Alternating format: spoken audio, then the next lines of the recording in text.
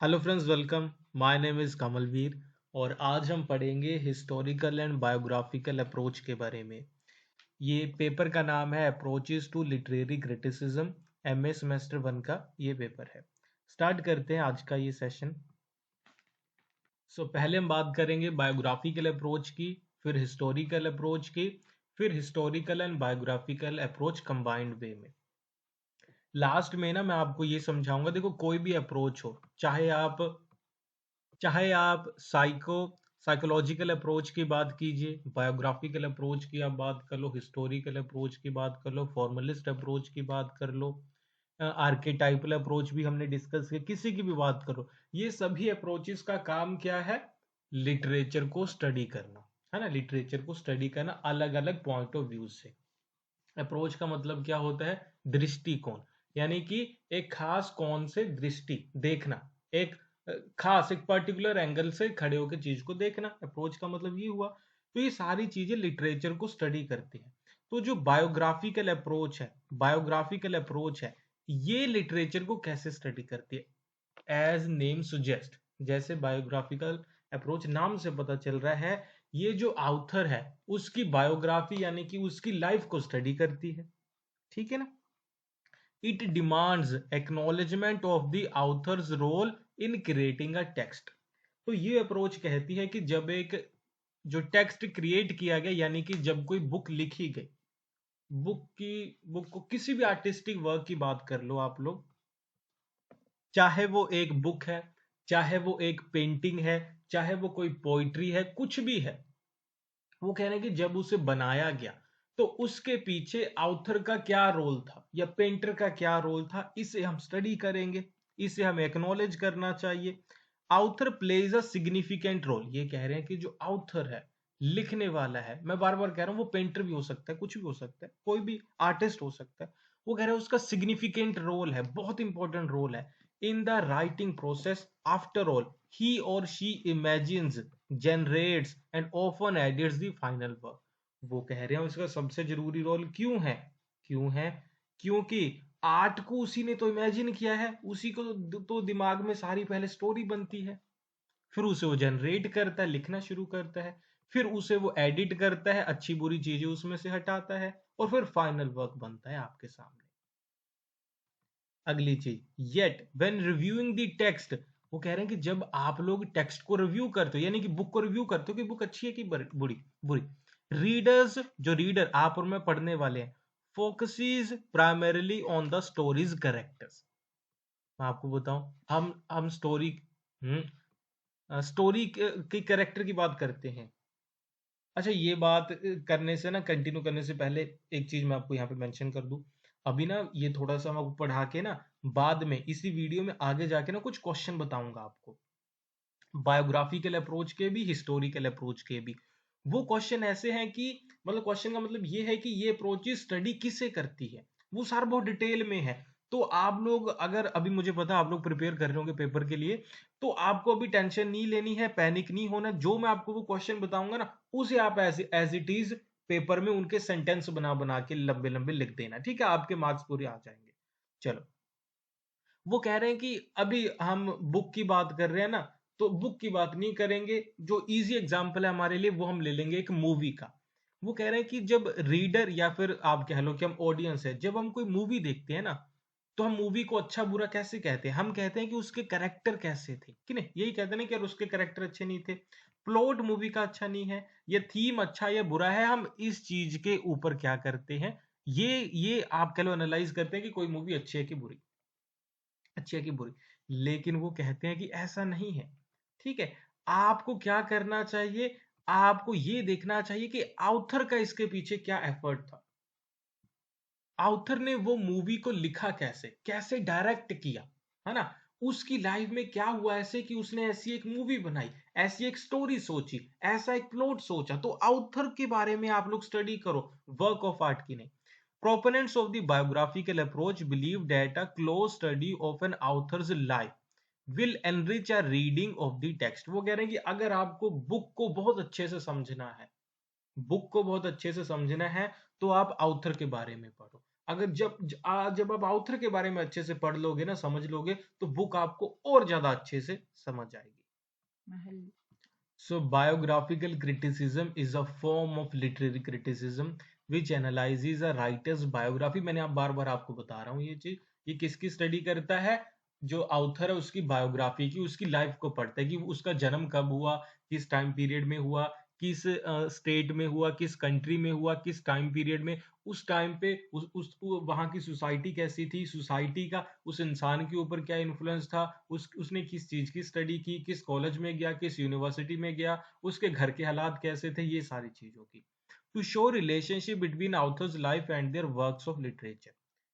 आपने एक चीज हमेशा देखी होगी, कोई भी इंसान जब कोई बुक लिखता है, जब कोई पेंटिंग बनाता है, वो उसके पर्सनल एक्सपीरियंस होते हैं ना, कि नहीं? उसकी पर्सनैलिटी होती है, वो उसी चीज को वो एक्सप्रेस कर रहा होता है। वो कहते हैं कि कोई भी जो आर्टिस्टिक वर्क है, एक्सप्रेशन है, वो ऑथर का एक्सप्रेशन है, और ऑथर का जो एक्सप्रेशन उसके एक्सपीरियंस से आता है।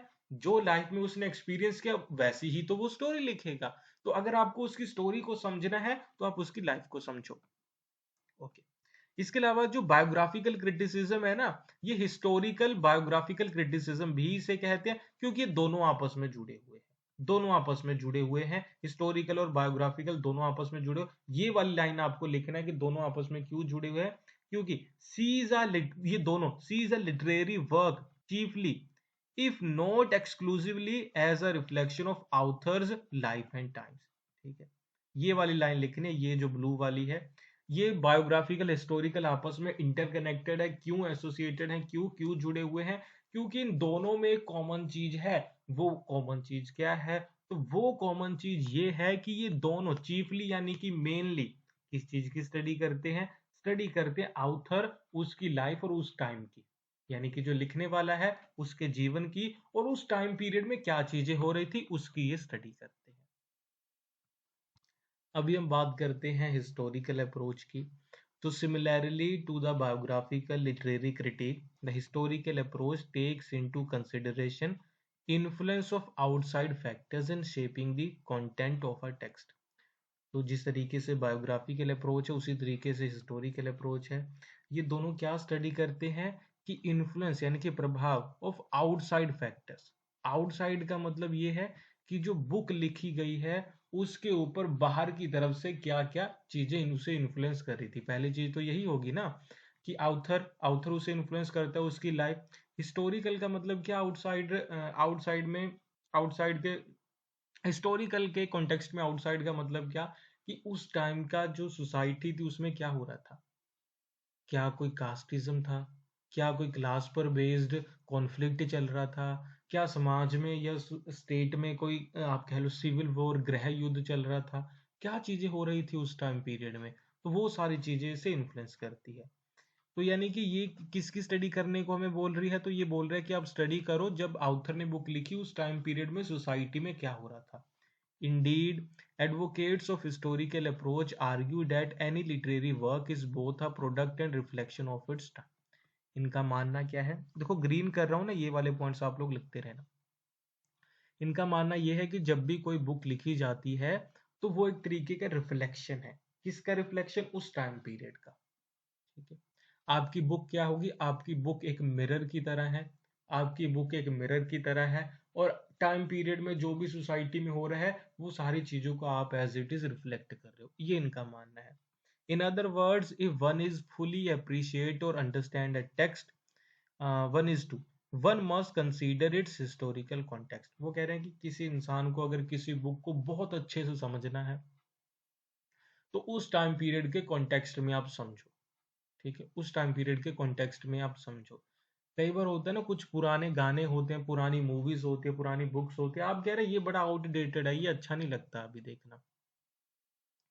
आप आज के कॉन्टेक्स्ट में देखोगे तो चीजें आपको रेलेवेंट नहीं लगेंगी, लेकिन वही सॉन्ग्स, वही मूवीज, वही बुक्स अगर आप उस कॉन्टेक्स्ट में पढ़ो कि उस टाइम पे क्या हो रहा था जिसकी वजह से ये बुक लिखी गई, तो आपको फिर वो बुक, वो मूवी, वो सॉन्ग बहुत अच्छा लगेगा। सो हिस्टोरिकल बायोग्राफिकल अप्रोच की बात करते हैं। हिस्टोरिकल बायोग्राफिकल अप्रोच कंबाइंस दी टू मेथड्स। ठीक है, तो हिस्टोरिकल देखो, पहले हमने हिस्टोरिकल समझ ली, बायोग्राफिकल समझ ली अलग अलग से, ये क्लियर हो गया। अभी अगर लिखा है कि हिस्टोरिकल बायोग्राफिकल अप्रोच को बताओ, यानी कि ये बात हो रही है कि दोनों कंबाइंड कर ली हमने। हिस्टोरिकल बायोग्राफिकल अप्रोच दो, जिसमें दोनों का कॉम्बिनेशन है कि नहीं, किसका कॉम्बिनेशन है, हिस्टोरिकल का भी बायोग्राफिकल का भी। मैंने वैसे आपको अलग अलग भी बता दिया, ये साथ में है, फिर भी आपको वही लिखना है। Using this critical lens, readers will fruitfully analyze a text by making connections between the content। तो इसमें जब दोनों अप्रोच साथ में मिलगी तो आप क्या करोगे, आप देखोगे कि जो कंटेंट है यानी कि बुक है, दूसरा हो गया ऑथर, और तीसरा होगा हिस्टोरिकल कॉन्टेक्स्ट, इन तीनों में क्या रिलेशन है। ठीक है, हिस्टोरिकल अप्रोच सिर्फ हिस्टोरिकल कॉन्टेक्स्ट की बात कर रही है, बायोग्राफिकल ऑथर की बात कर रही है, हिस्टोरिकल बायोग्राफिकल दोनों कंबाइंड वे में, आप कह लो कंटेंट ऑथर हिस्ट्री तीनों की बात करेंगे। देखो अभी मैं आपको कुछ क्वेश्चन के फॉर्म में ये बताता हूँ कि ये जो ना अप्रोच है स्टडी किसका करती है। तो बायोग्राफिकल अप्रोच क्या स्टडी करती है, what influences people, ideas, movements, events evident in the writers life, does the work reflect. तो ये पहला क्वेश्चन तो ये बताती है, ठीक है, कि जो राइटर की लाइफ के ऊपर, ठीक है, राइटर की लाइफ के ऊपर उस टाइम के लोगों, उस टाइम के आइडियाज, उस टाइम की मूवमेंट, उस टाइम के इवेंट्स का क्या कोई रोल था। ठीक है, इस चीज को ये स्टडी करती है, अगर रोल था तो क्या। ठीक, to what extent sorry are the events described in the work, in the work a direct transfer of what happened in the writer's actual life. दूसरी बात समझो कि जो भी कहानियां, जो भी इवेंट्स के बारे में राइटर ने बुक में लिखा है, कहानी में लिखा है, उनमें से कितनी चीजें थी जो राइटर की लाइफ में खुद हुई थी। ये दूसरा क्वेश्चन है जिसे स्टडी करते हैं। दोबारा बताता हूँ कि उस टाइम पीरियड में जो भी उसने बुक लिखी, बुक में जो भी इवेंट्स के बारे में लिखा, उनमें से कितने उसकी लाइफ में हुए थे। दो पॉइंट मेरे ख्याल से आपको समझ आ गए। तीसरा पॉइंट देखो, व्हाट मॉडिफिकेशंस, ठीक है, of the actual events has the writer made in the literary work. वो कह रहे हैं कि उन्होंने अपने निजी जीवन से कौन कौन सी चीजें इवेंट्स हुई, एक्चुअल इवेंट्स, जिन्हें मॉडिफाई करके दूसरे तरीके से बुक में लिखा। ये दूसरे पॉइंट जैसी ही चीज है, लिखा और फॉर व्हाट पॉसिबल पर्पसेस, है ना, ये भी याद रखना कि उसने अपनी लाइफ से कुछ चीजें लिखी और उसके पीछे पर्पस क्या था, क्यों उन्होंने ये चीजें लिखी। What are the effects of the difference between actual events and the literary transformation in the poem. इसके बाद क्या है कि डिफरेंस क्या है, उनकी लाइफ में कौन कौन सी चीजें हुई और जो उन्होंने लिखी उसके बीच में डिफरेंस क्या है, क्या कोई रिलेशन है। What has the author revealed in the work about his or her characteristic models of thought, perception और emotion। अपनी बुक में ऑथर ने अपने इमोशंस के बारे में, अपने थॉट प्रोसेस के बारे में क्या क्या चीजें लिखी, कितनी चीजें लिखी, क्यों लिखी। What place does this work have in artist literary development and career। ये जब बुक लिखी गई, इसका उसकी लाइफ के ऊपर क्या इम्पैक्ट पड़ा, क्या उस इस बुक के बाद उसकी, आप कह लो, जो करियर था ऊपर की तरफ गया, नीचे की तरफ गया, ये उसने अपने करियर के किस पॉइंट ऑफ व्यू में लिखी, क्यों लिखी, ये सारी चीजों की स्टडी करता है बायोग्राफिकल अप्रोच। अभी हिस्टोरिकल क्रिटिसिज्म के क्वेश्चन देख लो। When was the work written, तो हिस्टोरिकल अप्रोच सबसे पहले स्टडी करती है कि बुक कब लिखी गई। व्हेन इट वाज पब्लिश्ड, कब लिखी गई, ये बात होगी ना कि कब लिखी गई, किस साल में लिखी गई। फिर होता है कि इसे पब्लिश कब किया गया। कई बुक्स ऐसी होती हैं कि लिख तो मान लीजिए हमने आज लिख लिख दी है, लेकिन आजकल सोसाइटी ऐसी है इस बुक को एक्सेप्ट ही नहीं करेगी, तो फिर हमें बाद में कभी पब्लिश होती है ये ऐसे। How was it received by the critics and public and why. उस टाइम पे लोगों ने और क्रिटिक्स ने इस बुक को कैसे देखा, ये बुक अच्छी है कि बुरी, कि लोगों ने कहा कि ये तो रिजेक्ट कर दो, ये बुरी बुक है ऐसे। What does the work's reception reveal about the standards of taste and value during the time it was published and reviewed। वो कह रहे हैं कि जब ये बुक पब्लिश हुई थी, जब ये बुक रिव्यू हुई थी, उस टाइम पे लोगों ने इसे अच्छा माना, बुरा माना, ये उस टाइम पे ये बुक लिखी गई, इससे हमें पता चलता है उस टाइम पे लोगों का टेस्ट क्या था, लोगों की वैल्यू क्या थी, लोग किसको अच्छा मानते थे, किस चीज को बुरा मानते थे, समझ रहे हो ना, वो चीज भी। नेक्स्ट है, what social attitudes and cultural practices related to the action of work were prevalent during the time the work was written and published। सो यानी कि बुक से जुड़ी कौन कौन सी चीजें उस टाइम पे प्रैक्टिस में थी, लोग उन चीजों को फॉलो करते थे सच में। What kinds of power relationship does the word describe, reflect और embody। उस टाइम पे आप कह लो कि पावर रिलेशनशिप्स को कैसे इस बुक ने डिस्क्राइब किया, यानी कि क्लास, कास्ट, रिलीजन, इन सारी चीजों की वजह से क्या कोई पावर स्ट्रक्चर उस टाइम पे सोसाइटी में बनता था कि कास्ट की वजह से कुछ लोगों के पास ज्यादा पावर है, कुछ के पास कम, या इस चीज को इस बुक ने डिस्क्राइब किया, या किया तो कैसे। ओके, तो ये थी आज की वीडियो। आई गेस आपको ये टॉपिक भी अच्छे से समझ आ गया हो। तो वीडियो अच्छी लगी तो लाइक जरूर कीजिएगा, अपने फ्रेंड्स के साथ भी शेयर करना, और नेक्स्ट जो भी आप चाहते हो टॉपिक उसके ऊपर मैं वीडियो बना दूंगा, कमेंट बॉक्स में लिख के मुझे जरूर बताइएगा। Okay, thank you everyone. Please इसे लाइक जरूर करना और अपने फ्रेंड्स के साथ शेयर जरूर करना। Thank you for watching. Next video में मिलेंगे। Bye bye.